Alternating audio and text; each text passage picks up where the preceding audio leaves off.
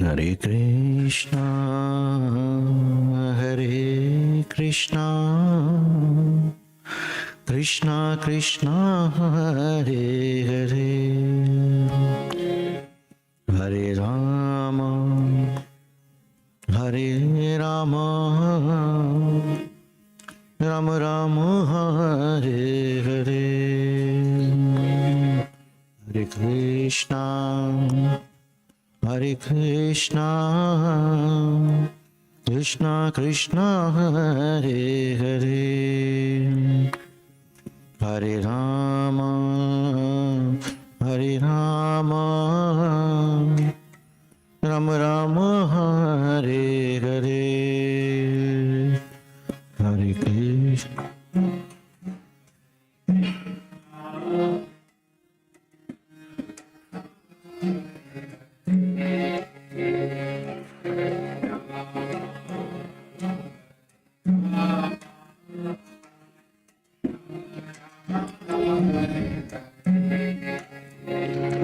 Hare Krishna, Hare Krishna, Krishna Krishna, Hare Hare, Hare Rama, Hare Rama, Rama Rama, Hare Hare,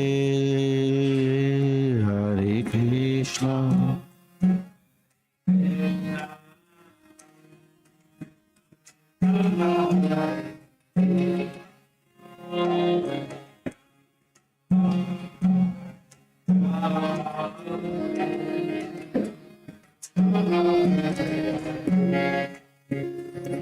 Hare Krishna, Hare Krishna, Krishna Krishna, Hare Hare, Hare Rama, Hare Rama,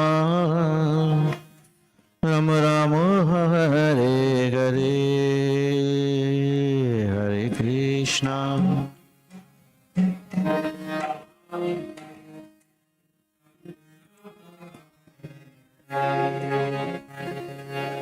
Rama, Hare Rama, Rama Rama, Hare Hare, Hare Krishna, Hare Krishna, Krishna Krishna, Hare Hare, Hare Rama, Hare Rama, Rama Rama, Hare Hare.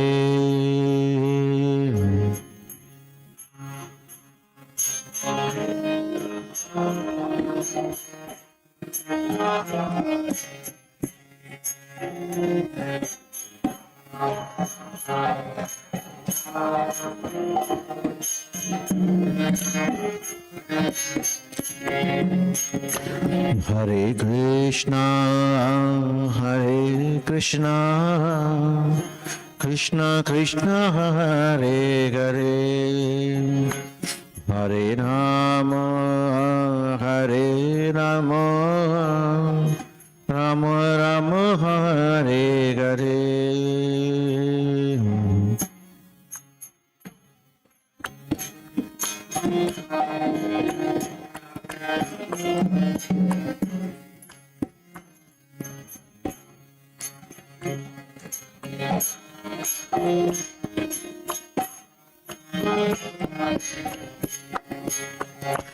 Hare Krishna, Hare Krishna, Krishna Krishna, Hare Hare, Hare Rama, Hare Rama, Rama Rama, Hare Hare,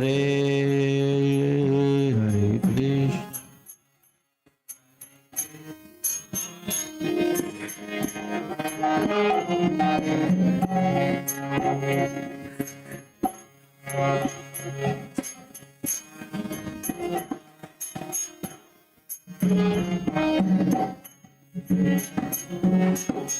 Hare Krishna, Hare Krishna, Krishna Krishna, Hare Hare, Hare Rama, Hare Rama, Rama Rama, Hare Hare.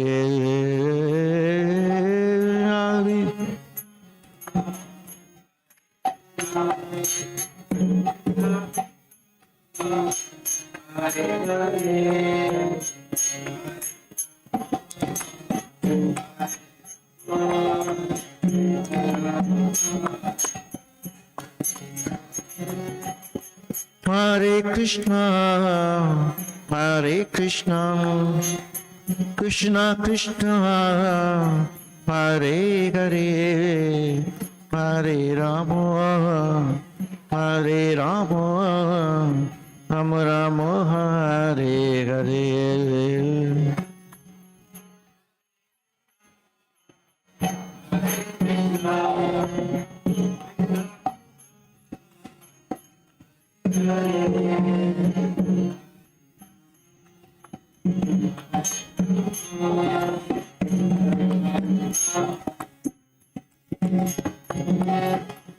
Hare Krishna, Hare Krishna, Krishna Krishna, Hare Hare, Hare Rama, Hare Rama, Rama Rama, Hare Hare.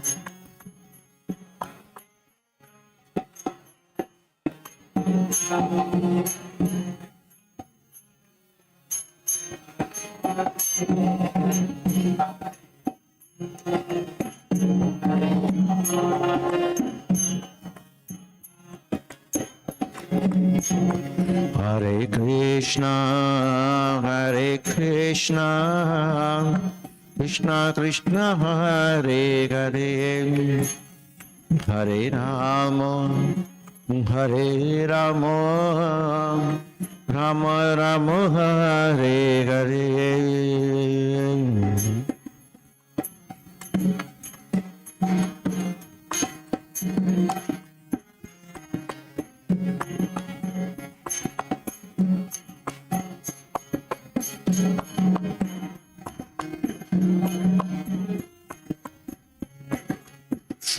Hare Krishna, Hare Krishna, Krishna Krishna, Hare Hare, Hare Rama, Hare Rama, Rama Rama, Hare Hare.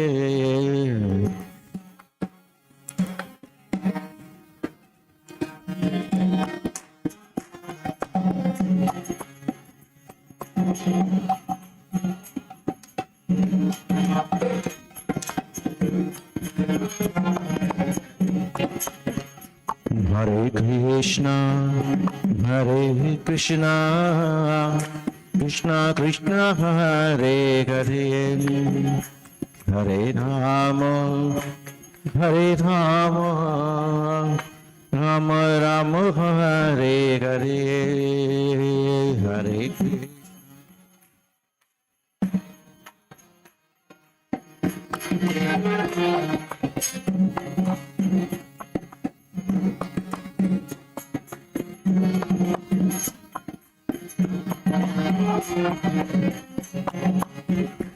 Hare Krishna, Hare Krishna, Krishna Krishna, Hare Hare, Hare Rama, Hare Rama, Rama Rama, Hare Hare, Hare Krishna.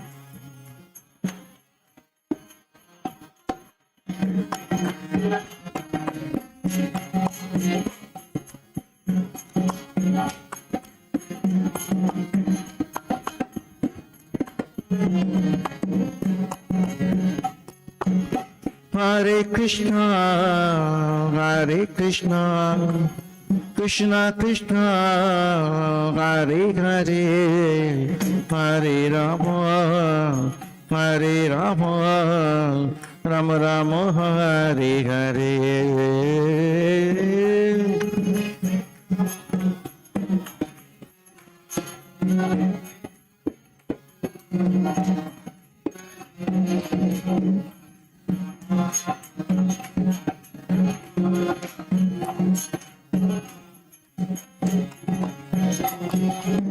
Hare Krishna, Hare Krishna, Krishna Krishna, Hare Hare, Hare Rama, Hare Rama, Rama Rama, Hare Hare. Oh, oh Krishna Krishna.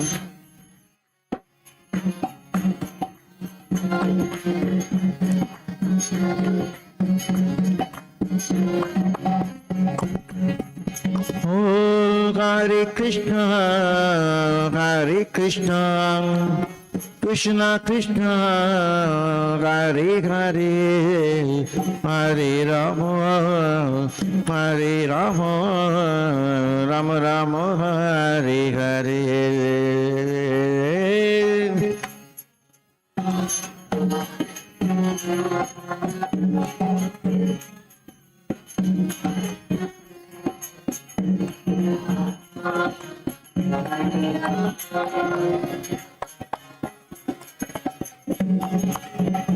Hare Krishna, Hare Krishna, Krishna Krishna, Hare Hare, Hare Rama, Hare Rama, Rama Rama, Hare Hare, Hare Krishna.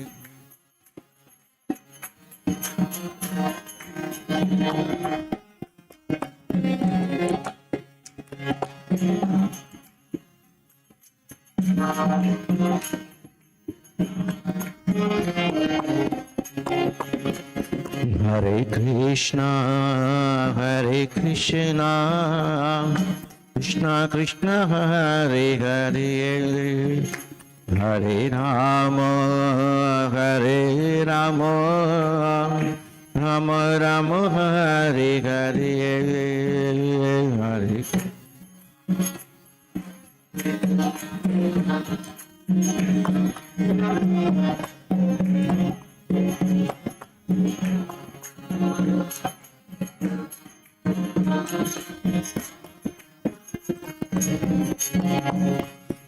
Hare Krishna, Hare Krishna, Krishna Krishna, Hare Hare, Hare Rama, Hare Rama, Rama Rama, Hare Hare, Hare Krishna.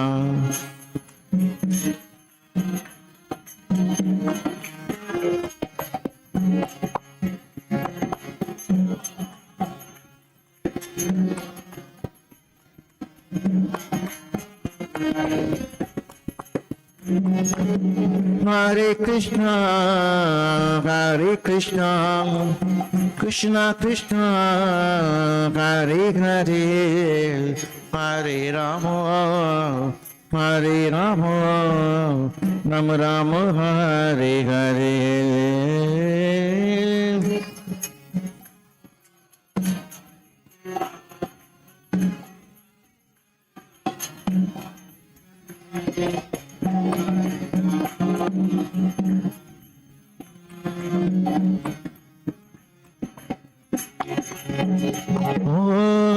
Hare Krishna, Hare Krishna, Krishna Krishna, Hare Hare, Hare Rama, Hare Rama, Rama Rama, Hare Hare.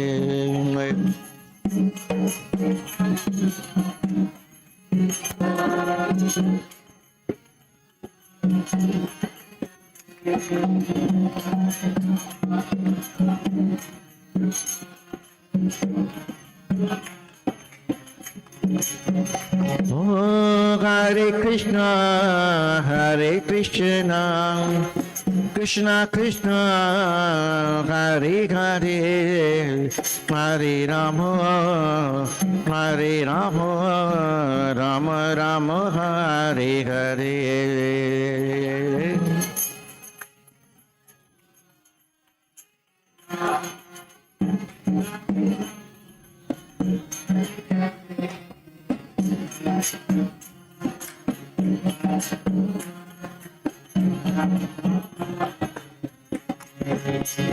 Hare Krishna, Hare Krishna, Krishna Krishna, Hare Hare, Hare Rama, Hare Rama, Rama Rama, Hare Hare, Hare Krishna.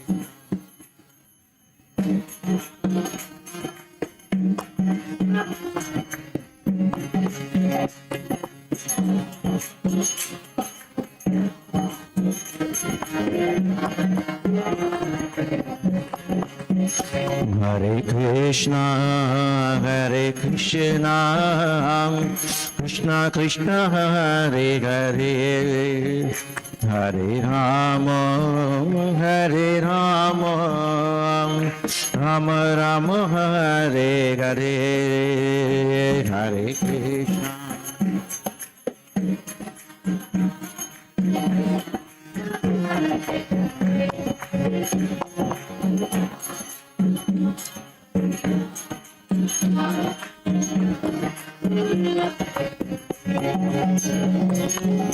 Hare Krishna, Hare Krishna, Krishna Krishna, Hare Hare, Hare Rama, Hare Rama, Rama Rama, Hare Hare.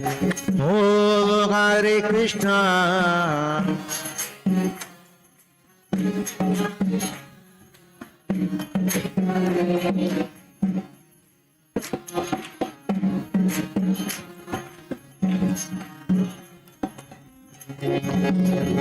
Oh, Hare Krishna, Hare Krishna, Krishna Krishna, Hare Hare, Hare Rama, Hare Rama, Rama Rama, Hare Hare.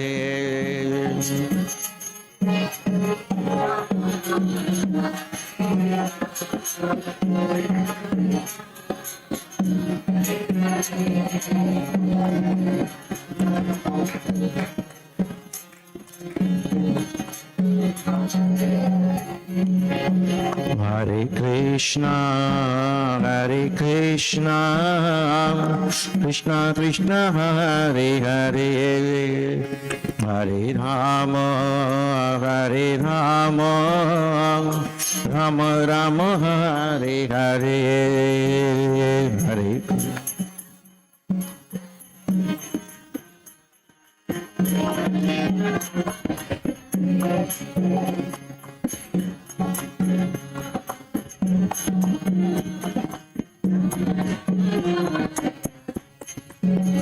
Hare Krishna, Hare Krishna, Krishna Krishna, Hare Hare, Hare Rama, Hare Rama, Rama Rama, Hare Hare, Hare Krishna.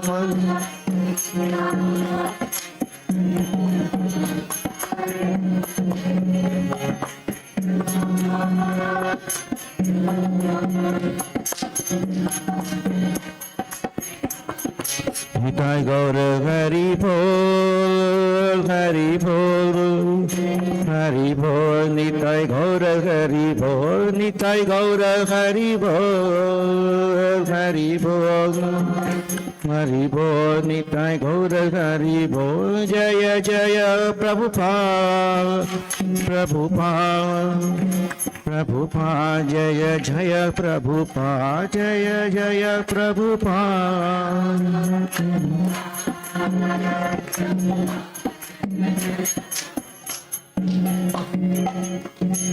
Nitai Gaura Premanandi.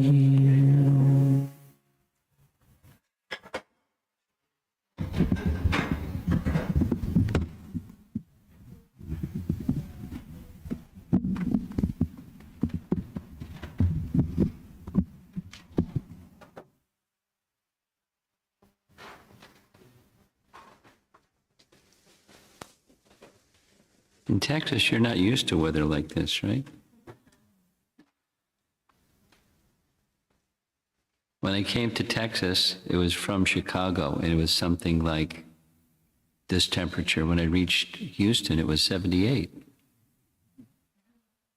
I thought, wow. And here it's Chicago.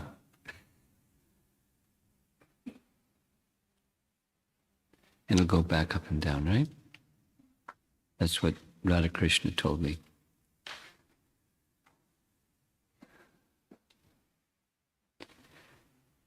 My understanding is that you have all completed Canto 2. There's a summary of Canto 2, and we're now about to begin Canto 3. So Canto 3, Chapter 1 is where we're beginning. We'll first offer pranam mantras to Prabhupada.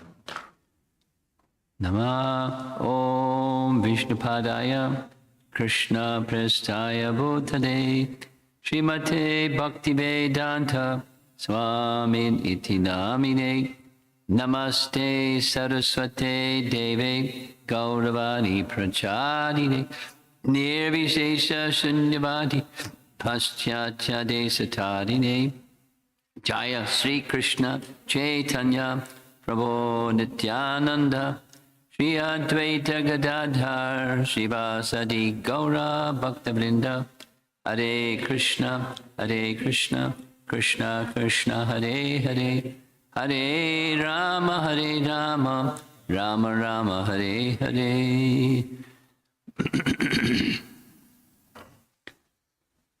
The final chapter of Canto 2 answers by citing the Lord version, finds us in the beginning of Canto 3 hearing about an important chapter. This section, Canto 3, Chapter 1, spans, the setting spans over several cantos. And the scene is Vidura, who's on pilgrimage, and we're going to hear about the pilgrimage in the Chapter 1 of Canto 3. He happens to come across Maitreya. Before he meets with Maitreya, there's several things that he experiences. One of those things is, because he's visiting holy places, he visits Prabhas. Prabhas is a place by the sea where he comes to find out, Vidura comes to find out, that the members of the Yadu dynasty had a big fratricidal war, and they annihilated one another.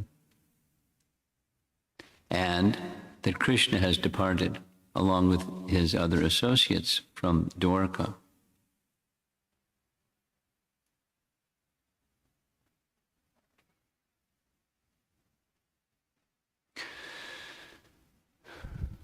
Before Vidura meets Maitreya, he meets with Uddhava, because that comes shortly. And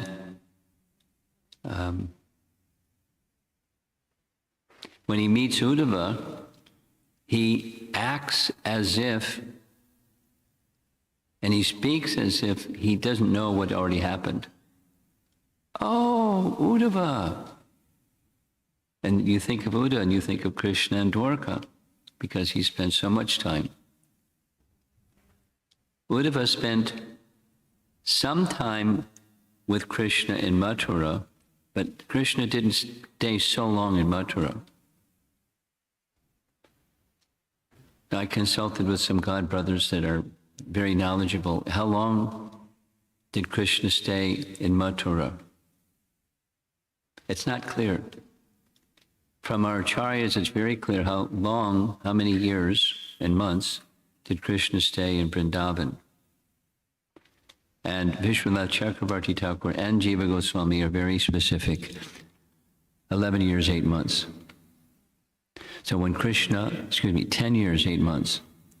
10 years, 8 months. There's a lot of pastimes in Vrindavan. And there's not a lot of mention of his pastimes in Mathura. But we do know that Jarasandha came with armies 18 times. 17 times he was defeated. The 18th time Krishna left.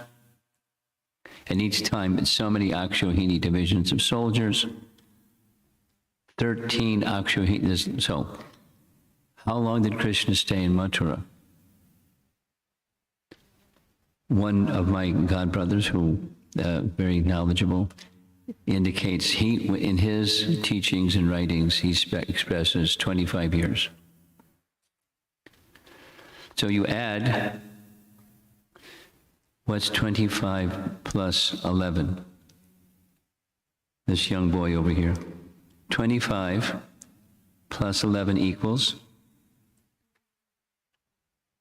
30, how many? 36.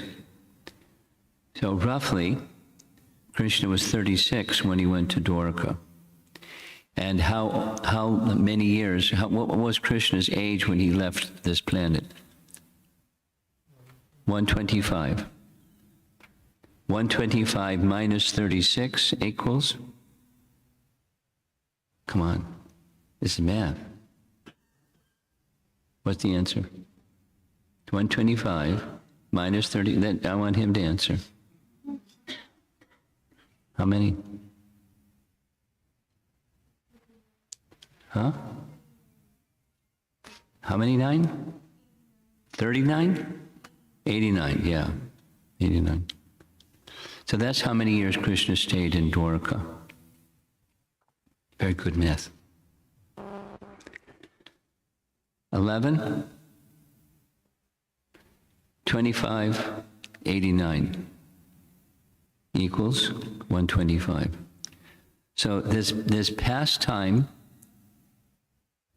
of Krishna's departing took place after 125 years of living on the earth planet, performing pastimes, and he returned to the spiritual world, or we moved on to the next universe where he's going to continue his pastimes, etc.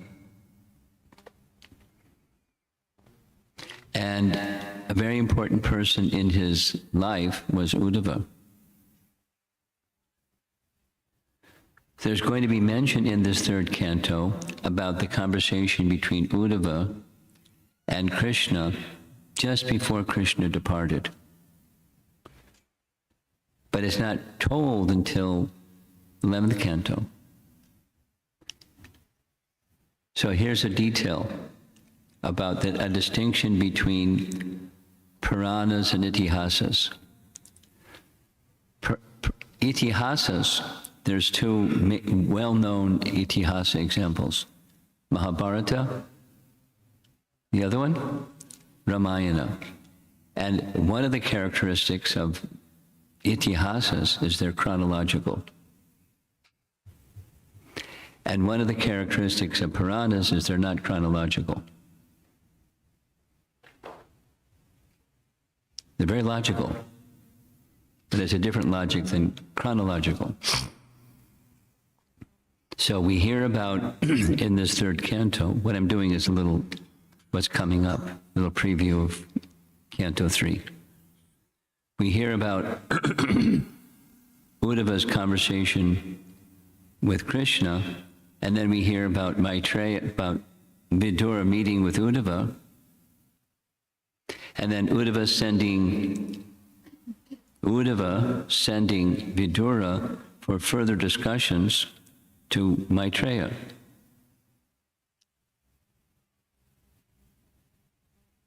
Now, how does Maitreya get into the picture? We'll hear. It's in the third canto. But this is like a little overview or preview. When Uddhava was so intimately related with Krishna that he knew what Krishna wanted. A really nice example. This is not third canto, it's just a nice example from 10th canto. 10th canto, chapter 78, where Krishna's, 78 is Krishna's activities in Dwarka. So the first half is describing what Krishna does in Dwarka, from his getting up with the rooster making his sound, and Krishna does what he does, and he meditates on himself.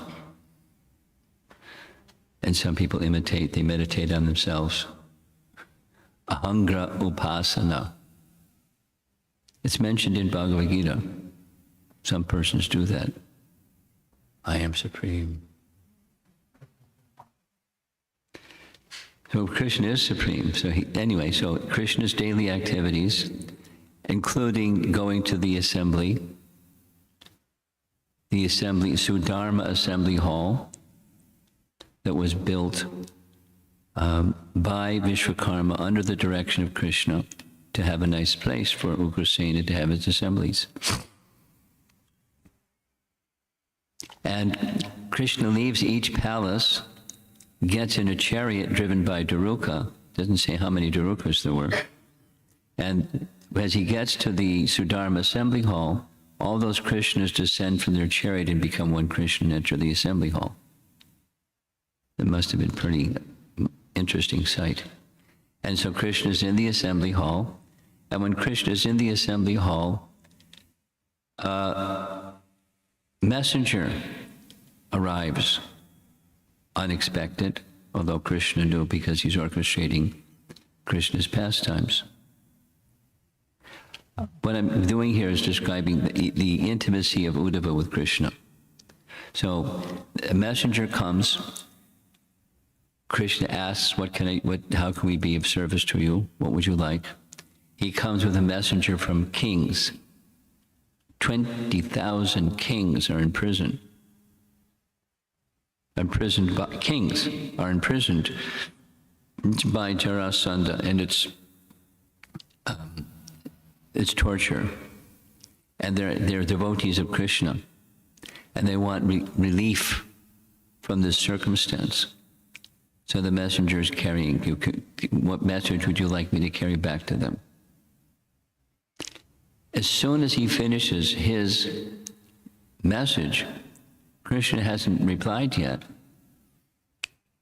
Another messenger comes.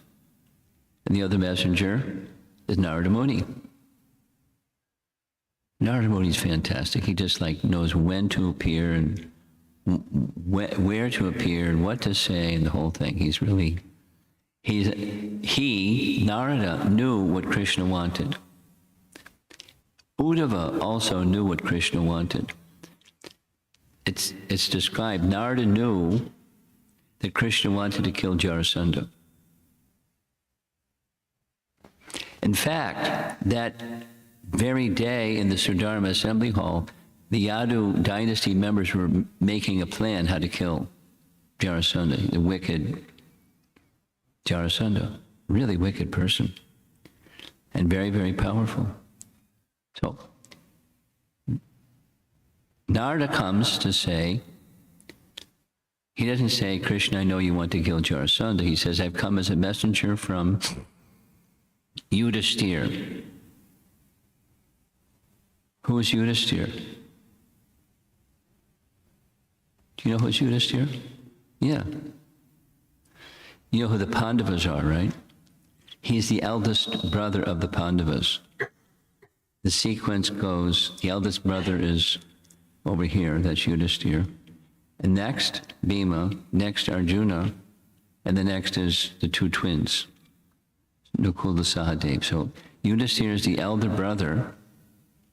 Yudhisthira sent Narada as a messenger from him, from Yudhisthira, saying two things. I'd like to perform the Rajasuya Yajna, and I would like your blessings that this becomes successful. And I'd like your presence. Krishna hasn't given an answer yet. He's being asked to do two things at the same time. And when you have two things to do at the same time, you have to decide between one thing and the other. Because sometimes we make a mistake of trying to do two things at the same time. multitasking, you know that one? And generally it's not a good idea. It's possible, but it's generally not a good, because you're neither attentive to this or to that. So make a decision. So what does Krishna do? He turns to Uddhava. What should I do? Because Uddhava knows what Krishna wants. He wants to kill Jarasandha. But he also knows there's a best way to do it and there's not the best way to do it. So he gives the best way to do it because he knows what Krishna wants. That's Uddhava. And many other examples, but it's a very good example. He knows Krishna's heart. He knows Krishna's mind.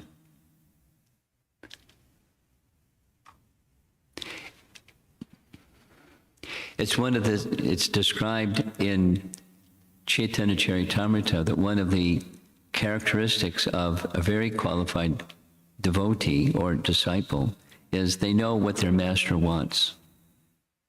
And they do what their master wants without even being asked. Because they know. No, they may ask, that's also okay. But they know. I won't go into that circumstance where that's described. Chaitanya Mahaprabhu says that. He says that about the eldest son of Shivananda Sain, without the details. He said, this Chaitanya Das, he knows my heart. He knows what I want. He's a very qualified devotee. Without my disclosing, he knows.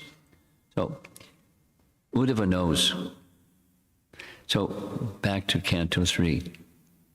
Uddhava knows that Krishna is going to depart.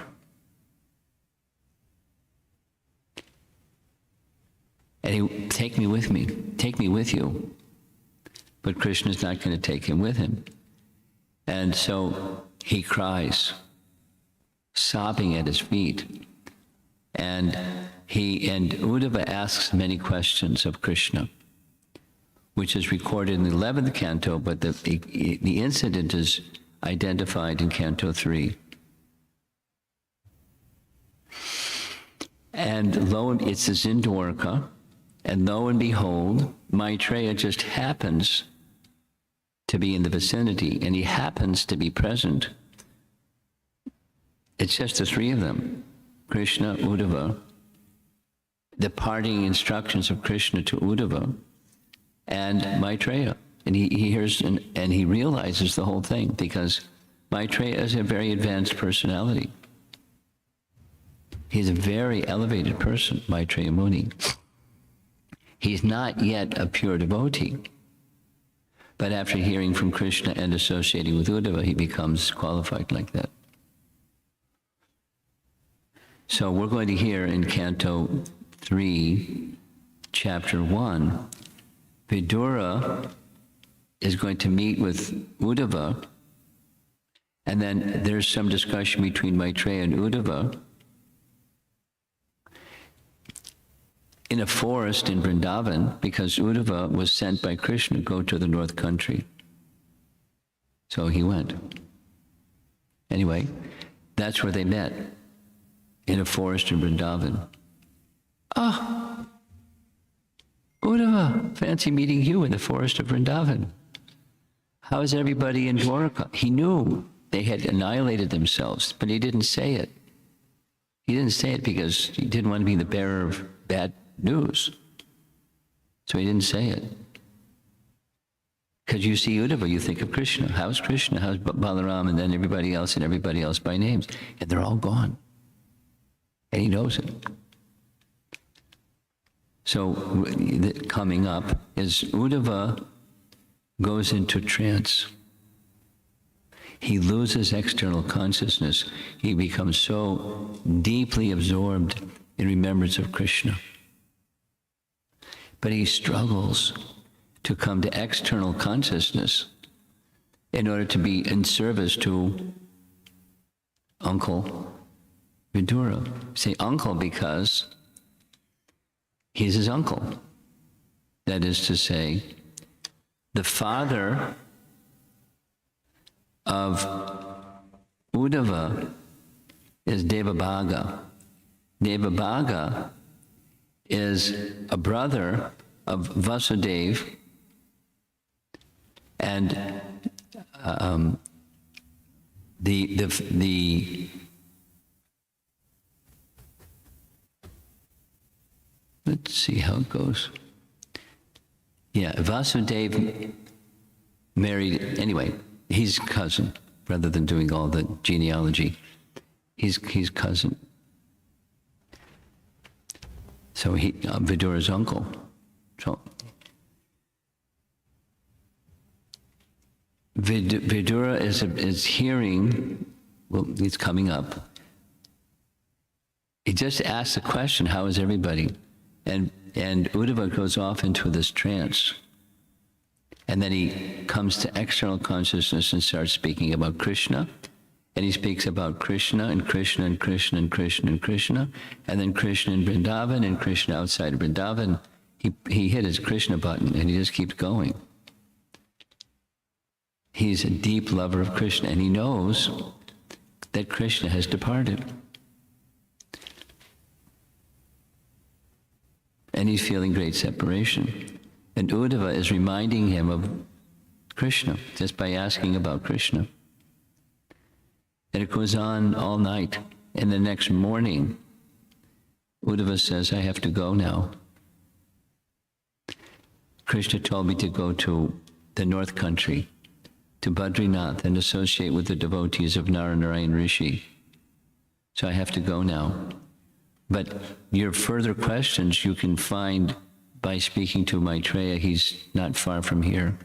So he went and found Maitreya, and sure enough, then he meets with Maitreya. So that's a little preview, coming attractions. And I'm just going to read the first few verses from Canto 3, Chapter 1. And, it's just setting the scene.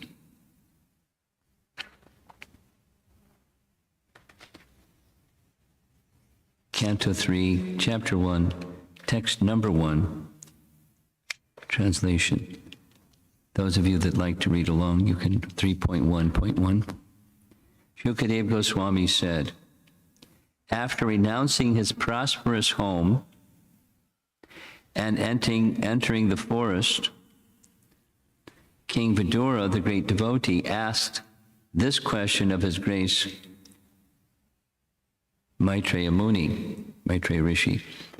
Now, what led into this was a question. Maharaj Parikshit said to Shukadeva, way back in Canto 1, chapter, I forget which chapter it was, Canto 1, you said that that Vidura went on pilgrimage. Can you describe the pilgrimage? And you said he met with Maitreya. I'm sure the talks were very fantastic. Can you describe the talks between Vidura and Maitreya? That was the question. And now there's response. Shukadeva said what he said. Vidura left home.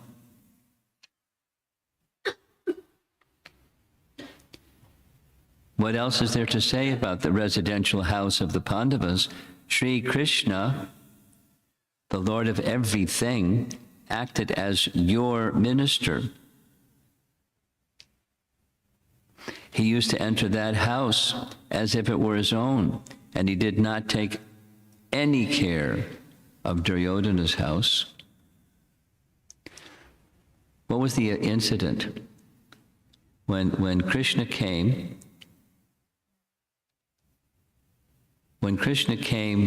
as a peace messenger, Duryodhana greeted him outside the city. They set up festoons and banana tree arches and rose water on the streets and flowers, and he came out of the city to receive Krishna, speaking to Krishna as if he was a dear cousin, because he was a cousin, but he, in his heart, Duryodhana didn't have affection for Krishna. He had enmity toward Krishna. He had enmity toward Krishna because he had enmity toward the Pandavas, which means enmity towards Krishna. So he said nice words, socially nice words that weren't true. And then he, you're this and you're that and the other thing.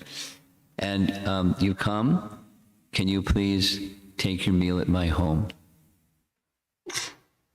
This is outside the city. And Krishna's reply was, there's two reasons. I'm going to wait till everybody's paying attention again. It's nice. There's two reasons why somebody might eat. One is if they're hungry. And the other is even if they're not hungry, they may eat because of love. I'm not hungry. And here in Hastinapur, there's no love, especially you. Very blunt. So I'm not going to accept your invitation because there's no love and I'm not hungry. But there is one place where I will go, and that's Vidura's home, because there's love. And it was, he's blunt. He came on a peace mission, and Duryodhana doesn't like Krishna, but he's speaking as if he likes Krishna. So he went to Vidura's home. And you know what happened when he went to Vidura's home? Vidura's wife was so excited, she had to prepare something. There's different versions, but one of the versions is she served the banana peels instead of bananas. Another version where she served porridge that was just like inferior. And Krishna was very happy. He ate the banana peels. Or he ate the porridge, not because it was something special, but the love of Vidura and his good, beloved wife. And that's where he stayed. That's what's being said. He didn't touch, did not take any care of Duryodhana's house. But the person that's being spoken to is Parikshit. So Parikshit is the grandson of the Pandavas. So he's speaking, Sri Krishna, the Lord of everything, acted as your minister. Well, he was the minister of the Pandavas, and therefore the minister of the grandson of the Pandavas. He used to enter that house, the house of the Pandavas, as if it were his own. I think I'm going to skip. I'll just read a little bit of the purport. The house of the Pandavas was as good as Vrindavan, and Vidura should not have given up that place of transcendental bliss. Therefore, the reason for his quitting the house was not exactly family misunderstanding, rather, Vidura took the opportunity to meet Rishi Maitreya and discuss transcendental knowledge. For a saintly person like Vidura, any disturbance due to worldly affairs is insignificant. Such disturbances, however, are sometimes favorable for higher realization, and therefore Vidura took advantage of a family misunderstanding in order to meet Maitreya Rishi. Interesting, huh? Because, as you know, he was insulted. But, Vidura's, not only he's a big boy, he's a perfected soul. He's not moved by words of a person like Duryodhana. But it's also said he was there, he stayed in order to render some service. And the service was to help his elder brother, who he had affection for, to do the right thing. And he tried, and he tried, and he tried. And one evening, it's described, he spent the whole night trying to, have him do the right thing, understand the diabolical nature of Duryodhana and his close associates. And because of Dhritarashtra's attachment to the idea that my sons should become the king, because I should have become the king, so therefore my sons should become the king, he just closed his eyes to all their diabolical stuff, which he knew all about. He was too attached. And Dhritarashtra said something like what Dhruva said to Narada. He said, your advice is right, but I can't follow it. I'm too much attached to the idea that my sons should become the king, even they're bad. too attached. So Vidura tried and he tried, and when this insult came, he realized there's no service for me here. Not because he was hurt by harsh words, he left. That's not the case. So he left because there wasn't any service. And now here we're hearing, and also there was an opportunity, A and B. A, to purify himself, going to the holy places, because he could have gone straight to Krishna. But he didn't. Because he felt, I've been in this contaminating atmosphere, I'm not fit to be in the company of Krishna, I need to purify myself. So he went in pilgrimage to purify himself. And to hear from holy people, because when you go on pilgrimage, it's not just take your camera and take pictures and send it back to your friends saying we went to this place and that place. I mean, that's okay, but there's another and higher purpose besides the purification of visiting a holy place, and that's hearing topics from qualified persons. So he was doing that, and particularly mentioned here is he wanted to meet Maitreya. Now, how did he know even about Maitreya? Because he's an exceptional personality. He's Yamaraj. He's one of our great authorities, Yamaraj. And Vidura is Yamaraj. Text number 3. This is Maharaj Parikshit speaking to Shukadev. Now here comes the questions part.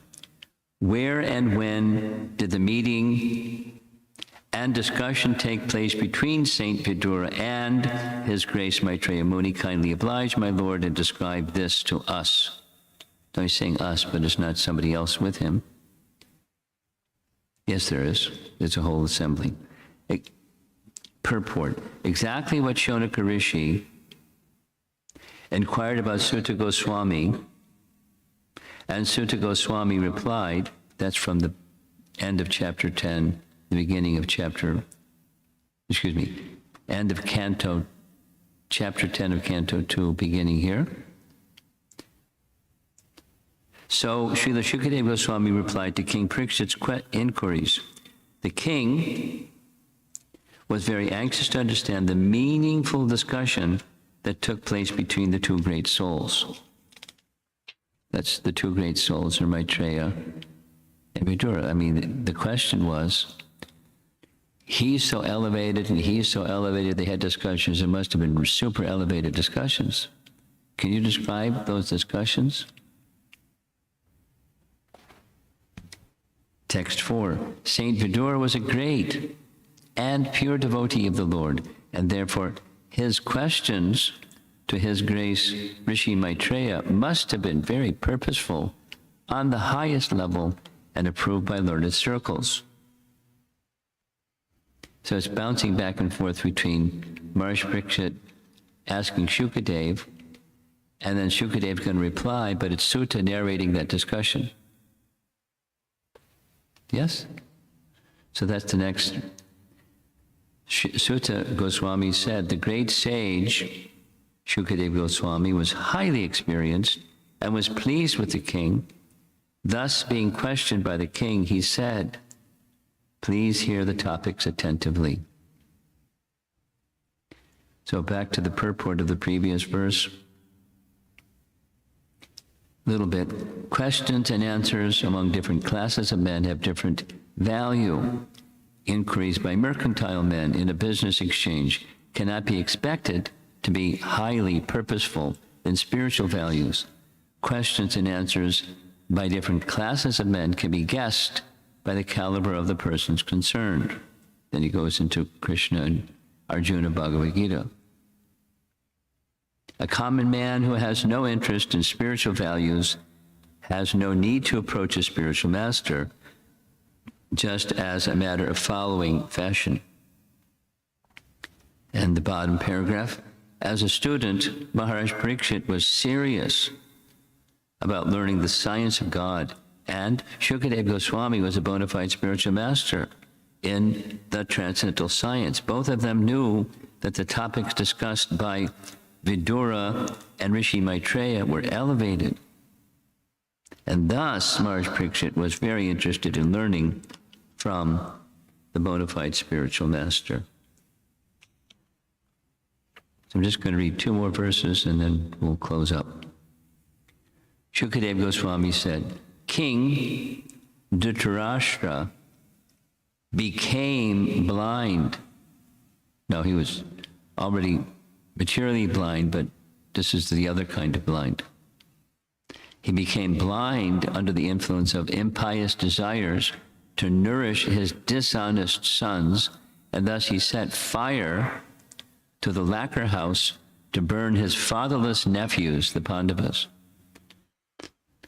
Now the Bhagavatam says that he did it. It was his thing. In Mahabharata, it's a little different. In Mahabharata, it's Duryodhana came to get permission from his father, who said, don't do it. And he said, I'm going to do it. I can't live with these people. So he looked the other way. So Duryodhana went to his father to disclose and seek his blessings. He didn't really get his blessings. But he was, adamant and threatening, self-destruction. So his father looked the other way. He knew, but he didn't stop it. Because he had undue affection.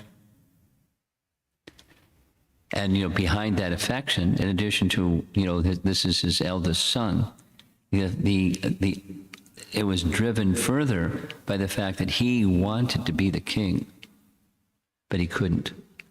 So he wanted his sons to be the king. And if the Pandavas get out of the way, then his sons can become the king. That was like in the back, driving all the other things. Ambition, material ambition. And, false ego. I should be the king. If I can't, my son should be the king. And therefore enmity. Envy of those who were the rightful heirs by law. But he was going to break the law by bumping them off.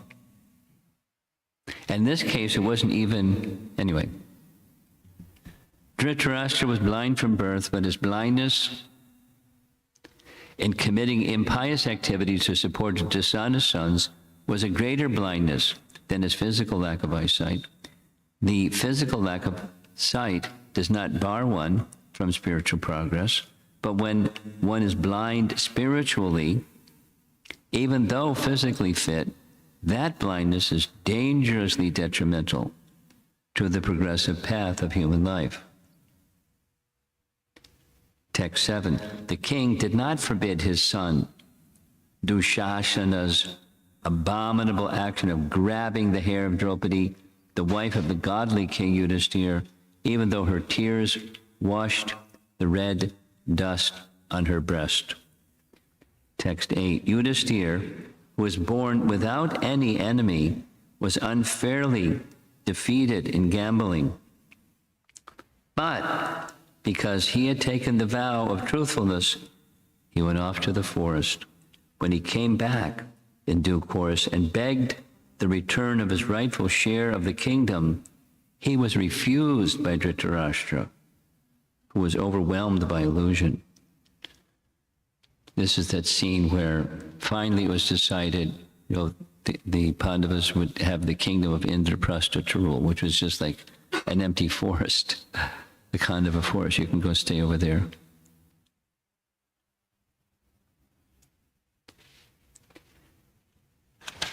Short purport will end. Maharaj Yudhisthira was the rightful heir to his father's kingdom, but just to favor his own sons, headed by Duryodhana, Dhritarashtra, Maharaj Yudhisthira's uncle, adopted various unfair means to cheat his nephews of their rightful share of the kingdom.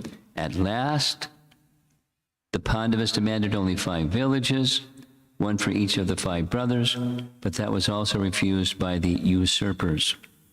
This incident led to the war of Kurukshetra, the battle of Kurukshetra, therefore was induced by the Kurus, not the Pandavas.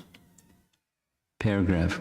As Kshatriyas, The proper livelihood of the Pandavas was only to rule and not to accept any other occupation. A Brahmana, Kshatriya, or Vaishya will not accept employment for his livelihood under any circumstances. So the intrigue is high. The lessons are even better than the intrigue. It's sometimes a little difficult to follow all the intrigue, but it's not so difficult to follow the lessons.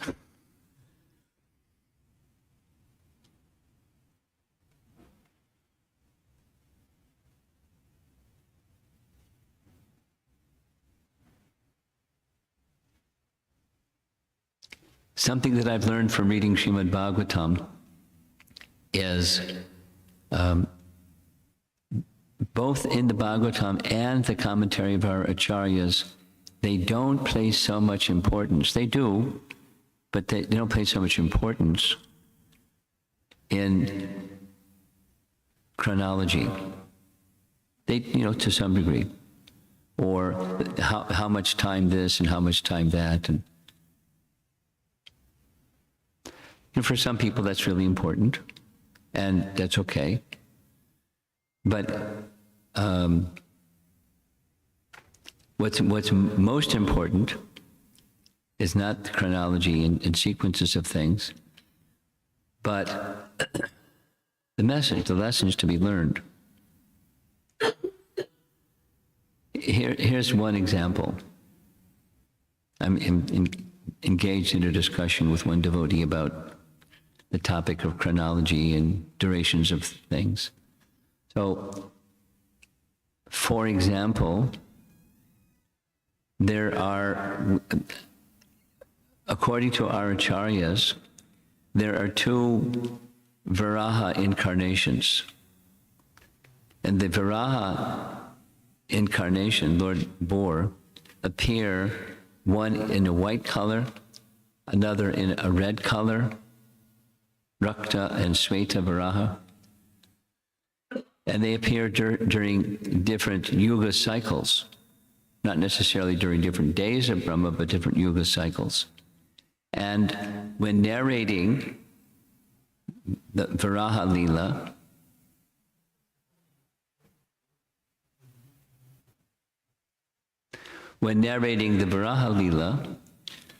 the narrator, Shukadev, makes no distinction. In fact, according to our acharyas, he blends the particulars of this Varaha and that Varaha into one narration. Now, how do we even know that there's different narrations? Because there's other Puranas that speak of this and speak of that. And then you read Srimad Bhagavatam, and Shukadev makes no distinction between this and that. But because our acharyas are quite knowledgeable in Scripture, there's this one, there's that one, and they're blended. The point is, sometimes, not always, but sometimes, the narrations of Srimad Bhagavatam can be a little confusing, unless you have like the big picture of what all the Puranic literatures have to say about things, and then you can put this together with that because you have the big picture. But what's important for us is not necessarily, how this fits together with that. It's nice. It's nice. And when you see this doesn't fit together with that, it's quite okay. Because what's important is the essence and not the details. And there's more to say on that topic, but there's more to say on that topic. Here's another example. Another example is what happened after Krishna departed this world. Where did the Pandavas go?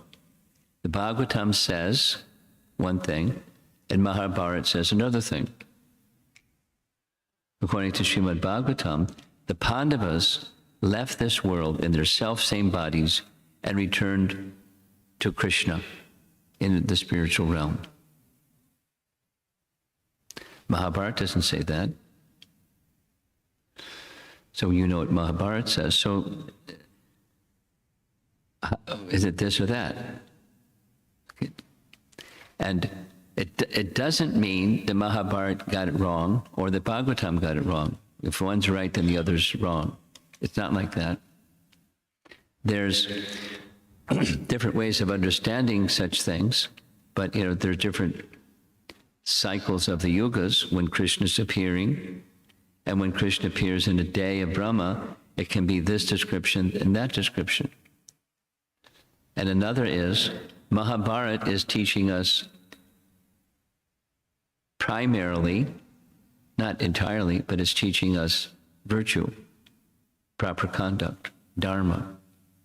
Dharma, that which is to be followed and that which is not to be followed.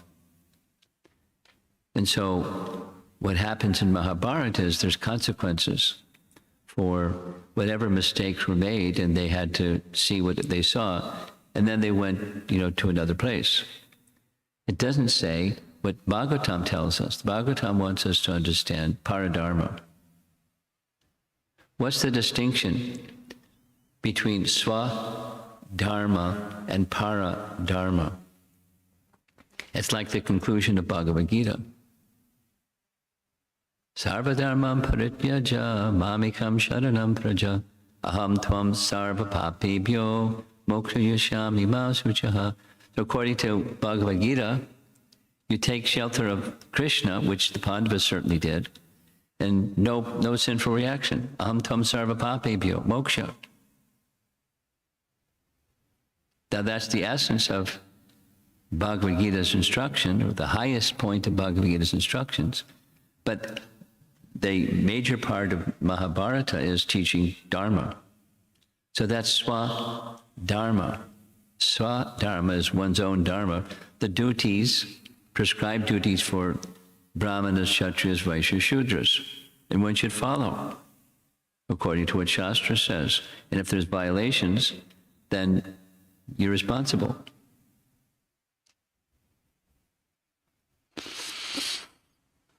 And even if you follow Swadharma without the taking shelter of Krishna, there's still consequences, like, good consequences, and you go to the good place. You go to heaven. But there's bondage in heaven. There's another birth and death and disease and old age. So therefore, the recommendation of Bhagavad Gita is don't just do Dharma, do Paradharma. What's that? Whatever it is that you do, you take full shelter of Krishna. And you follow the codes of your prescribed duties. My ashram is that of sannyas. So it wouldn't be so good if I went off and got a job. It wouldn't be so good for a householder if you didn't go off and get a job. So we have different duties and so forth. So you do your swadharma, but you do it for Krishna. The paradharma is way up here. Mamekam sharanam, that's paradharma. And then you'll fill that out. You hear about that from the Bhagavatam more and more. And you carry out your swadharma, subordinate to the paradharma. So all of that is, there's different renderings in the sequence of events, and the lessons we're to learn from those sequence of events between different Puranas is quite okay. It's quite okay.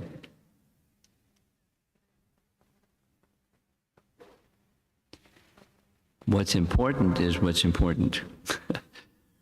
And the supreme importance, as in the Bhagavatam, Savai Pungsang Paro Dharmo, what's Paradharma? Adho Bhaktir Adhoksajay, Yato Bhaktir Adhoksajay, engage in devotional service to Adhoksaja. So, I'm very happy to hear that you're following Srimad Bhagavatam carefully. You completed Canto 2 and now beginning Canto 3. It's a big adventure. And very soon, besides hearing from Maitreya, you're going to hear from Vidura, and Vidura's way up there.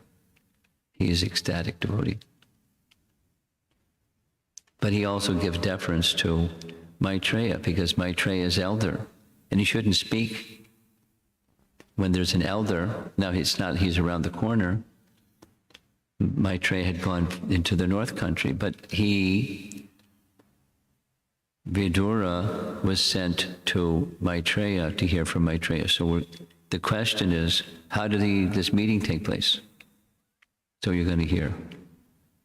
There's the lineage of events, but most important is the paradharma. And the Rasika Bhakta, Uddhava, is going to take you for a ride. He loves Krishna very much. And you feel it. I mean, if you listen with that kind of heart, you feel his love for Krishna.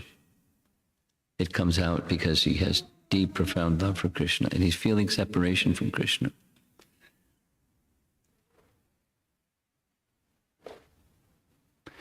As seeing Uddhava reminds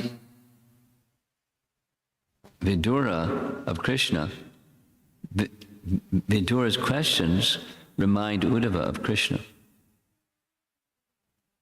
And they're different, they're pure devotees, but Uddhava's way up there. You'll see. It's a nice section of the Bhagavatam. You get to associate with Uddhava just by keep reading the next few chapters. You get an introduction to what very, very elevated pure devotion looks like. Okay, so any discussion?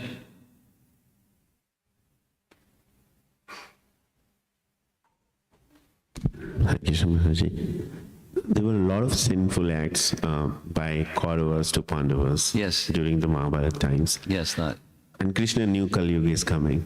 Some of the acts are so painful that you want to just not hear about them, the disrespect to Draupadi. Was it the message Krishna was sending to us for Paradharma? Because he knew there will be many Duryodhans in the Kali Yuga and far too less Yudhishthir's. And was it those acts, were they pastimes performed through Krishna's mercy so that we know what's right or wrong, or was there more message to it?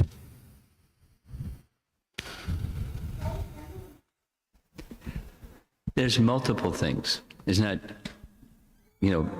this and that in this bucket and that's it. So the multiple things.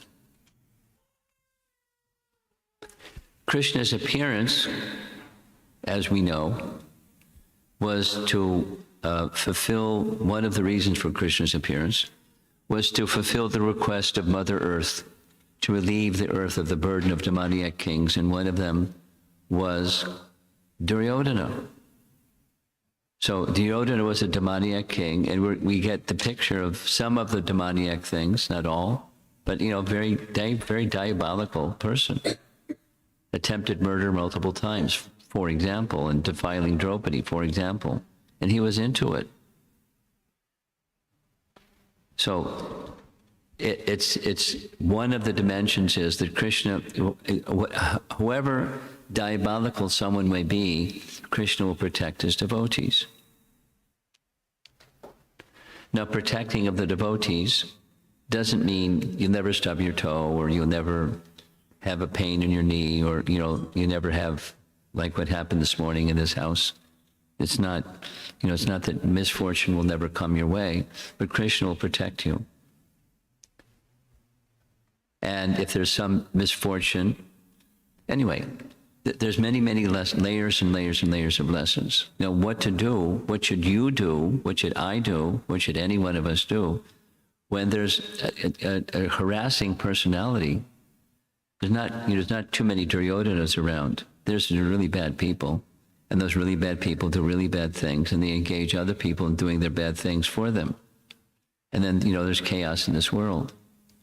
But ultimately, besides the flow of Krishna's sanctioning bad people to do bad things, there's the Krishna correction factor.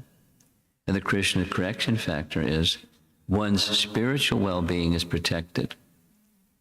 One's physical well-being may be at risk by demoniac people, but ultimately the spiritual well-being is protected. Just like Vidura. I mean, Krishna, when he visited Hastinapur, he wanted to bring peace. Now, if he wanted to bring peace, why didn't it happen? Because he's the supreme. He wanted to bring peace because that's what he wants. But Duryodhana said no. Not only said no, there's a plan to attack and kill him, or to harm him at least. And no, Krishna did what Krishna did, and then it stopped. But, all good measures to prevent a demoniac person from doing demoniac things should be taken before something like this, before a battle, et cetera, before using one's God-given gift of strength. One should be looking for a peaceful solution, even when Krishna knew it's not possible, because Duryodhana is Duryodhana. He knew it was inevitable. He knew. So, there are many, many layers of lessons. Krishna is not going to interfere with the free will of living entities. That's why there's this material creation. We talked about it last night. Why creation? Because we wanted it. There's some people that are they're rebellious, and they don't care. They don't care. They don't care. They don't care. So what do you do when that happens? What should you and I do? That's a lesson. We take shelter of Krishna. And one of the lessons of the Bhagavatam is we propagate the Bhagavatam's message, because that's the antidote or panacea, the medicine for the siege of Kali. As I'm speaking, I'm thinking about a situation that happened during our visit to Vrindavan during Kartik month. Some of you may know, some of you may have been there. The locals said, because of pandemic, tourism went down like to almost zero. But because this Kartik month, it wasn't the pandemic time, there were 4 times the number of visitors to Vrindavan. It was oppressive. It was too many people. And so there we were. We specifically went to Vrindavan town after Kartik finished, because tourism was dropped down a little bit. But there was still a zillion people, too many people in those narrow streets of Vrindavan. And the same behavior of this in India they call it two-wheelers, but the motorcycle guys. You know what it's like. And there's 10,000 people ahead of them, and they just keep doing it. And there's another guy behind them, another 10 people behind them. And so we got to a certain point in a narrow street. One of those guys, motorcycle guy, was right next to me, and he was doing this horn thing. I just reached out my hand and touched his hand. Said, in English, please don't do that. He didn't speak English, but he understood the message, I'm sure. And what did he do? And he was, And the guide that was taking us through the streets, the ISKCON devotee said, they don't care. He didn't say it with that same tone. It just was matter of fact, they don't care. They don't care. They don't care. The selfishness and passion and whatever, there's no rules. Some people are just like that. Now what do? There's lessons. What do you do when there's Duryodanas, or there are people that just don't care? No, this motorcyclist wasn't like Duryodhana exactly. He, etc. He didn't do all the diabolic. So, what do? Take shelter of Krishna. There may be other things that you do and not do, but the essence is you're protected if you take shelter of Krishna. And you understanding the darkness of this age of Kali, you have to do something on the positive besides just tolerate. And yet you propagate transcendence. And that's something we all can do. It's something we should do. It's something that will make things different.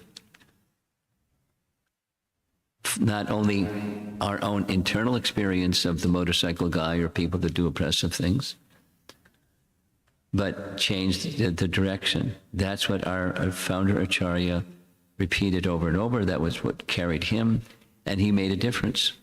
Big, and it's still happening. So we can make a difference. We're little people. What can we do? We're little people. We can do something to our capacity. And so we propagate. We try to be examples of what the Bhagavatam teaches, and we try to encourage people to hear and assimilate Shrinvanti, Gayanti, Grananti Sadhavaha. That's what we try to do. That's what we can do. You know, depending upon someone's gifts from Krishna, someone may this, someone may sing, someone may dance, someone may make dramas, someone may make movies, someone may something.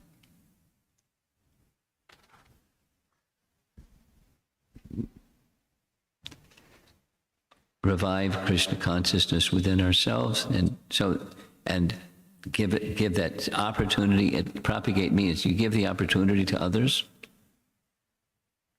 and people can decide. But that the impact is going to elevate. It's something we can do, and then put energy there. Receive and give.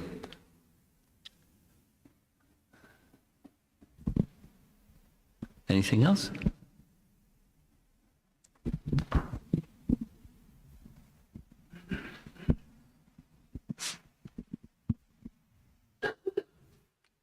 Hare Krishna, Gururaj. Gururaj, when you said Shrinvanti, Gayanti, Granti, Sadhavaha, it was reminding me of the verse Tadvag Visargo, and in the verse there's a word Viplavaha, and that means revolutionary. Yes. So that, and ever since the start, that word has really stood out to me, because Srila Prabhupada created a revolution, and each of us can create revolutions in our own life or in the lives of our extended family or like circles. And a personal realization that I've had is, I think it's like last year or so, I'm a criminal justice correction administration major. So Say it again. I'm a criminal justice major, and I specialize in correction administration. Oh. So I was really passionate about it. I guess last year I was very, very like, you need to save the world, and there's so much crime. But something I've realized now, I'm halfway through my major, is it's impossible. It's not going to work with like your method of thinking and what the government wants to do. And we've tried policy after policy and statistic after statistic. And there's no end. It seems like it goes down for some time, and then suddenly we get, no, there's another case that needs to be solved. And we're just like, this is like a whirlpool. It just pulls you down. And I think after hearing lots of recorded lectures of Prabhupada, and of course spending amazing amounts of time with you, I've realized that I have some qualities that can be used in Krishna service. And of course I can do whatever, if I have a passion for that, I can do a little bit of that. But the only thing that'll really help the world is awakening people's Krishna consciousness, because you could adjust the shadow, but you really can't adjust the shadow unless you adjust the item that casts the shadow. So unless people's inside is right, you really can't. You can seem like, I can make some gun control law stricter, and we can spend hours in 9 to 5 in trying to make that gun control law stricter, but they'll find another weapon. So unless you adjust their consciousness by first adjusting your consciousness and propagating, like you said, there would be no cure. That's just a comment, Maharaj. Teenagers' realization on making an impact. And just a couple other things. Impact is incremental. but incremental with many people makes a difference. We're little. You're little. I'm little. We're all little. What can we do? Kali Yuga marches on. However, the combined effort is effective. And at least, the number of devotees is in proportion to those who are living a godly life, not just in name, but in fact, is very small. But the impact is powerful, and it's expanding, provided, what's right is inside with us, more than changing what's outside. What's inside with us is most important. And then concentric circles going out, some impact can be made. So we rely upon each other to make some significant change. Viplava. So those of you that, she spoke really fast. There's a verse in the first canto Bhagavatam where Vyasadeva is being instructed by Narada what to do. Because Vyasadeva just completed compiling all the Vedas and he's feeling dissatisfied. He wants to know, why am I feeling that? So you should compose literature that's not just true, but it awakens transcendence. And that which awakens transcendence, janata, agha, viplava. Janata, people in general, agha, who are sinful, viplava. It can bring about a revolution in the impious lives of people in general. Okay, so let's see. Anything else? Look over here.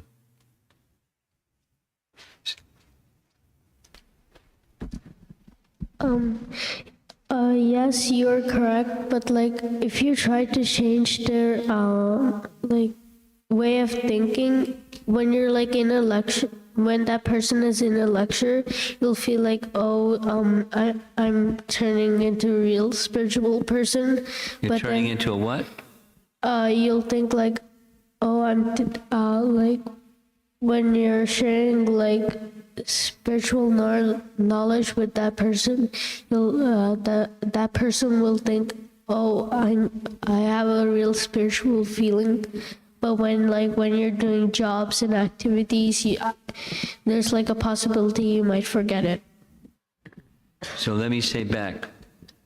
When you're speaking to someone, you may feel, this is a spiritual message and I feel strength from the spiritual message. Yeah. But when you're doing your day-to-day stuff, it evaporates, it goes somewhere. Yes, That's your point. Maharaj. Okay. Welcome to experience of life. Now, what's the solution? And the solution is gradual evolution of consciousness or higher consciousness. Prabhupada explains Darwin's idea of evolution of species is in Padma Purana. It's not a new idea. So to move from animal to human is not just a form of life, it's also consciousness. So in the human form of life, you and I and all of us have the opportunity to develop human consciousness. So the animal consciousness is forgetful, and the human consciousness is mindful. You've heard the phrase mindfulness. So to be mindful consistently requires there's a conception of oneself, and even for that matter, an attachment to the plane of higher consciousness, or even more, the persons who exemplify that higher consciousness. Yeah, I agree, but with that mindfulness, we get free will, and Not you get free will because of mindfulness. It's intrinsic to who you are. So the mindfulness can be mindful of matter or mindful of spirit. Mindfulness is with us. Mindfulness is already, consciousness is of the soul. Mindfulness is where does your consciousness go? That's a free will choice. We've been conditioned to the matter absorption, forgetfulness absorption. So for you, it's practice, but practice of something that's already natural. You know, do you remember learning how to ride a bicycle? It was a little awkward, wasn't it? Yes. Took a while. But now you ride a bicycle, you don't have to think about it. Now that's a motor skill, physical, but they're spiritual, and it's natural. This other is the disease state. So you practice healthy, and you become healthy. And then it becomes very natural that while you're doing stuff, the mindfulness goes to who you really are and the purpose of this human form of life. But there's not a lot of reinforcement. There's a lot of the other reinforcement. You know, that do stuff, do it better, compete, and all of those things. Get good grades in school because, yay, I got 5 gold stars after my name in my report card. Rather than let me live my life in school in relation to my peers, in relation to myself, where Krishna's at the center. Instead, it's natural. It's natural. It's natural. Then there's things that the other is unnatural. So, you know, keep taking the medicine. It's good medicine. The medicine is through your ear. Interesting, taking medicine through the ear. There's a verse in the Bhagavatam that says like that. This spiritual medicine is taken through the ear, and it cures the disease of the heart. So you continue. You're young. I was young. And I've been doing this for a number of years. You know how many years I've been doing this? Over 50 years. It's a long time to do one thing. But there's a cumulative effect. And it's not that the conditioned tendency is 100% gone. It's like remembrance of Krishna has become much stronger. I can say, honestly, remembrance of Krishna has become much stronger, even when doing stuff. Even when doing daily stuff or troublesome stuff, the tendency with troublesome stuff is you go to problem solving. Everybody in the room knows that. Here comes a problem. You forget Krishna, it goes to problem solving. But when your Krishna consciousness, your attachment to Krishna is awakened, immediately your thoughts go to Krishna. Problem solving comes second, and thought goes to Krishna comes first. And Krishna then Krishna can give the intelligence how to address the problem. It's a little bit like the discussion previous. There's lessons to be learned. And when attachment to Krishna is there, that's where you're attached to, that's where your mind goes. What you're attached to is where your mind goes. So as attachment to Krishna, which is natural, it's wholesome, it's of the soul, it's who we are, then that becomes how you live your life. And it's not just forgetfulness, it's mindfulness of who you really are. It takes a while. The disease is pretty strong. Through the ear. Pravishta karna randrena svanam bhava saroruham. Nice verse. Karna is the ear, right? Karna. You know who Karna is in the Mahabharata? Karna was one of the brothers of the Pandavas, a son of Kunti. His name was Karna. Karna. So Karna means ear. Pravishta means enters. Pravishta Karna Randrena, the whole. Swanam Bhava Saroruham. It's a nice verse. This Dunoti Shamalam Krishna. It makes the heart and the mind very peaceful. It's medicine taken through the ear. And it cleanses the heart, makes the consciousness peaceful and pure, and you can stay fixed. It's good medicine. Behind you, there was someone with a question. Hare Krishna Maharaj, thank you for the class. I think we'll take this as the last question, if that's okay. Yesterday you were talking about Srimad Bhagavatam and describing it as Amala Puran. And there are certain sections in Srimad Bhagavatam where it says that one may get the Purusharthas, the Dharma, Artha, Kama, Moksha as the benefit of reading Bhagavatam. How do we understand that Bhagavatam is? Do you understand his question? Do you understand? I understand his question. I'm looking around the room. Do you understand his question? Yes? No? Okay. Yesterday evening, there was the discussion that there's this picture, I painted a picture of the Puranas. And there's Puranas that are written for those in the mode of ignorance, the mode of passion, the mode of goodness.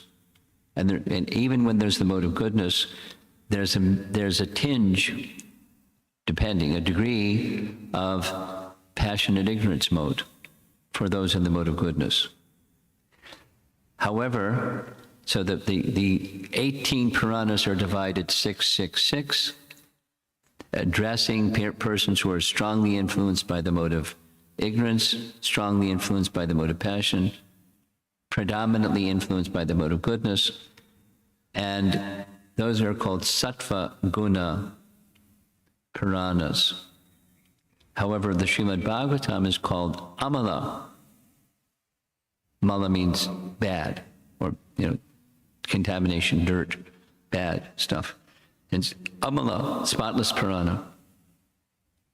No passion, ignorance. Shuddha Sattva, pure goodness. Srimad Bhagavatam. So his question is, Srimad Bhagavatam is Amala Purana, or pramana, or evidence. So how come it encourages things that are material? Like heavenly planets and achieving Purushartha means Dharma, Artha, Kama, Moksha, material stuff. Why is there encouragement like that in the spotless Purana, the transcendental Purana? No tinge. That's his question. The readers, one answer is the readers of Srimad Bhagavatam are not necessarily coming from the place of having no material hankerings. It's meant to bring people, elevate the consciousness to that place of no longer material hankerings. But the readers of the Bhagavatam may be persons who have such hankerings. So it's the phala, or the fruit, the phala stuti, there's sections in any scripture that say you do this and you get that. The phala, for persons who they're not yet in pure consciousness, and that's almost everybody that reads the Bhagavatam or reads anything, is they have desires. So a subset of achieving paradharma, or pure love for Krishna, includes all other things. Or if you have $1 million, you can solve your $10 problems. It's $1 million literature, and oh, by the way, you can take care of your $10 problems. In case you're thinking, I got to take care of my $10 problems. It's there for those people. But the thrust, the essence, the Shakti of the Bhagavatam is paradharma, Shuddha Bhakti. You're not going to miss out on other stuff. Just go for Shuddha Bhakti. and the other stuff will be fulfilled. Thank you, Maharaj. Okay. You have something in the back. Yes. Let's go in the back. Lady in the back. All the way. Oh, you have something also. Okay, go ahead. We'll catch. And then you two ladies will be our final. Go ahead, Mataji. Hare Krishna Maharaj. Hare Krishna. All glories to Srila Prabhupada. Prabhupada ki jai. Please accept my humble obeisances, Maharaj. You mentioned about the Paradharma and Swadharma, right? I mentioned, yes. So Swadharma I understood. Paradharma means like when, what to do, like, Paradharma means without full shelter, unmixed shelter in the personality of Godhead and serve Him in that mood. That's Paradharma. I just want a clarification. Without Krishna consciousness, so what is the Paradharma? There's not Krishna consciousness. Without Krishna consciousness, you don't have Paradharma. No, you say Krishna consciousness, it doesn't mean exclude Lord Nrsingadev or exclude Lord Narayan or exclude Balaji or exclude. It's not. It's the Bhagavan. Without Bhagavat Bhakti, there's no Paradharma. No. Is that all right? Does that answer your question? You still don't look satisfied. Yes. More details, like what is the Paradharma definition? Definition of Paradharma you want? Well, let's go to Bhagavad Gita. You ready? In Bhagavad Gita, we find a definition. Several places in Bhagavad Gita. One place that my mind is going to at the moment is chapter 13. You can look it up later. Text number 8 through 12. Because 13.8 through 12. 8 through 12. They're a collection of verses. And the topic that Krishna is answering from Arjuna's question is, what's knowledge? And there's 19 items listed. And of the 19 items, one is the primary characteristic, which is Paradharma. And from the one that's the primary, all the secondary ones come. The one that's primary is Paradharma. Mayi, the Sanskrit is Mayi Cha Ananya, Mayi Cha Ananya Bhaktir Avyabhicharini. Avyabhichari, undivided devotion unto Krishna. Mayi Cha Ananya Yogena Bhaktir Avyabhicharini. That's Paradharma. And from Paradharma comes Swadharmas, or Paradharmas is the resting place, the basis and support of Swadharma, or all good. The rest of it is qualities, character. So you're a spirit soul, so am I. And we would like to have good qualities, because it's, not nice to have bad qualities. How do we get good qualities? We don't go to Kmart. They have lots of stuff, but they don't have good qualities. We go to Krishna because he has a big warehouse, a good quality warehouse. And he likes to decorate his devotees with good qualities. But he doesn't decorate the same way those who don't have Paradharma. The qualities may come and go. And they're not sat. They're temporary, asat. So we want good qualities that are fixed.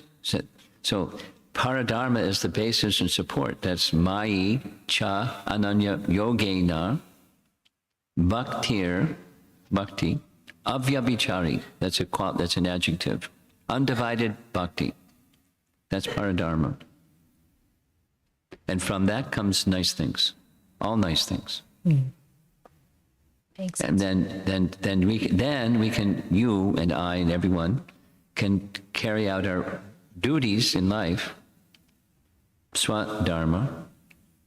You're a mother and a female, and you're a teacher of your friends and so forth and so on. So you have different duties given, the circumstances of embodiment, and it changes and it changes and it changes. So that's swadharma, your prescribed duties. Then you can carry them out properly if paradharma is in place. So what's paradharma? Good question. Mai chananu. So read it. It's there in the purport. You have the verse number, and that's a nice description. There's other places, but I like that place Okay. to explain what it is. Is that it? Yes, Maharaj. There's someone else behind you. I have another You have another one. Go ahead quickly. I read like a couple of days back in the Canto 4 and chapter 25. Good for you. What, Maharaj? Good for you. You're reading Bhagavatam. Along with the devotees only, Maharaj. Okay, but good for you. And good for everybody that's reading together. Next.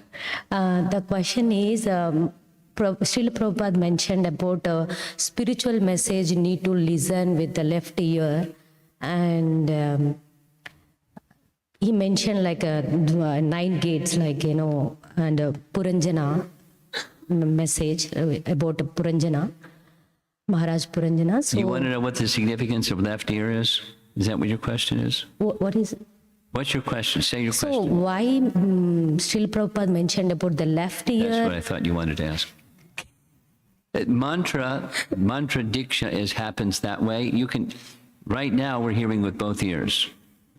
And you keep going with hearing with both ears. Don't plug your right ear. It's mantra diksha is given by guru to disciple through the left ear. That's the significance. Now, step back from that statement, and we're hearing with both ears, generally speaking. No problem. Keep hearing with both ears. What's the significance is your question, and I've given the answer. And you want to keep going on the question, or you're okay? I'm okay. Okay. Can we give the microphone to the back? Hare Krishna Maharaj, please if you can help me understand like what should be our daily activity when we are on the pilgrimage, visit any pilgrimage, and what should we carry or bring back after we return back from the pilgrimage? What is the most precious things that we bring back? From a pilgrimage, Yeah, specifically? and our daily activity when we are during our pilgrimage. During a pilgrimage. This is a pilgrimage question. Yes, Prabhu. Not just your home life, but when you're on pilgrimage, Yes, Prabhu. what should your focus be and what should you bring back after? That's the question? Yes, Prabhu. Well, my favorite answer to a question like this is it depends. In other words, there's not a cookie cutter answer. There's this bucket and that's it. And if you're not doing this bucket, you get an F in your exam. It's not like that. Therefore, it depends. So each of us, now saying it differently, each of us have a spiritual trajectory, and wherever we are, and so wherever you are is where your focus should go. There's general principles, and the general principle, directionally, general principle is, I'm going on pilgrimage for purification. Let me be clear internally what purification means.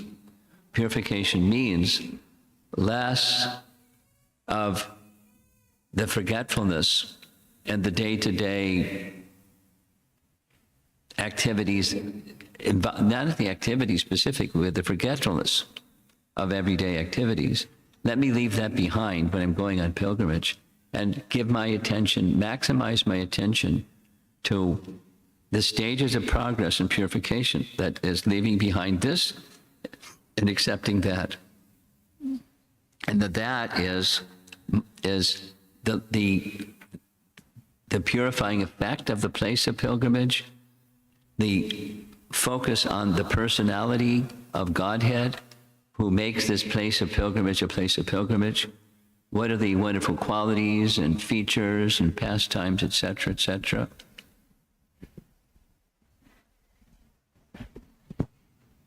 Let my attention go to Bhagavan more, and let my attention go less to the forgetfulness that's part of my day-to-day. What happens is the mind still goes to the day-to-day and the forgetfulness of day-to-day, even when you're on pilgrimage, but let me do less of that and more of this.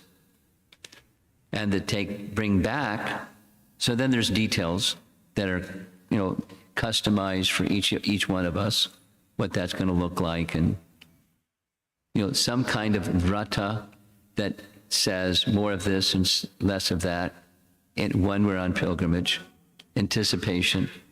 A very nice one thing that's very nice for you or any one of us is occurs thoughts as he's going to meet Krishna in Vrindavan. He's sent by Kamsa, and he's contemplating meeting Krishna. So that is embedded with many nice instructions of how to prepare yourself when going on pilgrimage on a yatra or to a holy place. Those prayers go there. It is very instructive. And what to bring back is remembrances of that experience and a renewed commitment to the process that will help me have that experience going forward in time. That is Shravanam, Kirtanam, Vishnu Smaranam. Not necessarily the photographs or even the mental impressions, but the dedication to Bhagavad Dharma and the practical activities of Bhagavad Dharma. Let me become recharged. My battery is charged up now from that experience. Let me rededicate myself to Bhagavad Dharma. That's what you bring back. Do we have something? We have online questions? Okay, Srila Prabhupada ki? Grantaraj Srimad Bhagavatam ki? Gaur Premanandi. I have some Mahaprasadam from Radha Nilamadava in Houston, Texas. So, here we go.